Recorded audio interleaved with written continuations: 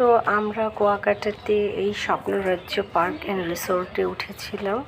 এটা খুবই সুন্দর একটা পার্ক।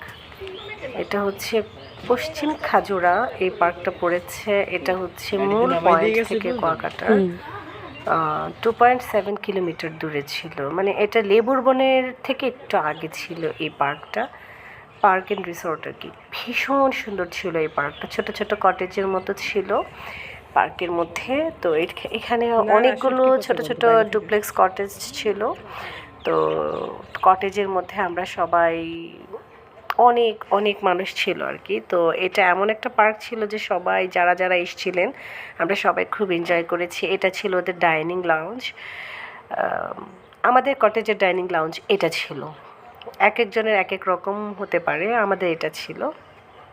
যে বেডরুমে নিয়ে খায় ওরা বেডরুমে খেতে পারে বা এখানে ডাইনিংয়ে এসেও খেতে পারে। রিসোর্টটা খুবই সুন্দর, ছিমছাম।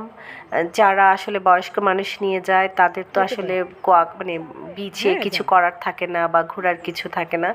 এই ধরনের কটেজ বা রিসোর্টে গেলে হয় কি অনেক অ্যাক্টিভিটি থাকে বয়স্ক মানুষদের জন্য। তো আমাদের সাথে ছিল দুজন বয়স্ক মানুষ যারা কিনা আমাদের মতো এত ঘুরতে পারবে না, হাঁটতে পারবে না। তো আমরা এই জন্য এই রিসোর্টটাকে চুজ করেছি, কারণ ওনারা যেন ভিতরে রিসোর্টে আমাদের সাথে না যেতে পারলেও রিসোর্টে বসেই তারা যেন অনেক এনজয় করতে পারে।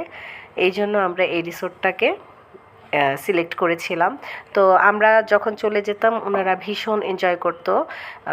ভিতরে হাঁটতেন, পার্কের মতো বসতেন এখানে সেখানে, এবং খুব সেফ ছিল। এখানে খুব মানুষ অল্প, তো একটা গ্রামের ভাইব আসে। পুকুর ছিল, ঘাট ছিল, তারপরে দোলনা ছিল, অনেক কিছু ছিল যেগুলো ওনারা আসলে খুব মজা করছিলেন, দেখেছেন। মানে সারাক্ষণ এনজয় করার মতো একটা পরিবেশ ছিল। তো রিসোর্টটা দেখতে পাচ্ছেন প্রচুর প্রচুর আইটেম ছিল যেগুলোতে আসলে এনজয় করার মতো, সময় পাস করার মতো। আর ভিউটা এত সুন্দর ছিল যে কারোরই এখানে অনেক সময় মানে একা বসেও কাটিয়ে দেওয়া যাবে, এত সুন্দর ছিল রিসোর্টটা। তো আমি যতটুকু পেরেছি রিসোর্টের ভিডিও করেছি। এদিকে আমার মেয়ে অনেক খেলেছে, অনেক এনজয় করেছে। ওর একটা কমন খেলা ছিল রিসোর্টের থেকে কতগুলো ইটের টুকরা নিয়ে ওগুলো ও পুকুরে, তারপরে ওদের ডোবাগুলোতে গিয়ে গিয়ে ঢিল দিত। খুব মজা, পানিতে একটা টুপ করে শব্দ হয়, ওর এটা খুব ভালো লাগে। ওর এটাই ছিল কমন খেলা। আর আমরা এই জায়গাটাতে বসে আমাদের কটেজটার জন্য এটা ছিল টি হাউস।